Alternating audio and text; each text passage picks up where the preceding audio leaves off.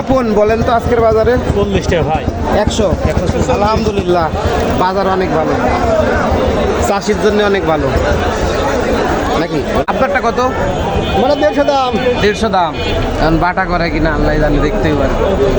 আপনারটা কত দাম হয়েছে? 110। পাইকারি বাজার আলমডাঙ্গা চুয়াডাঙ্গা নাকি। আসমান খালি পানের পাইকারি বাজার আলমডাঙ্গা চুয়াডাঙ্গা।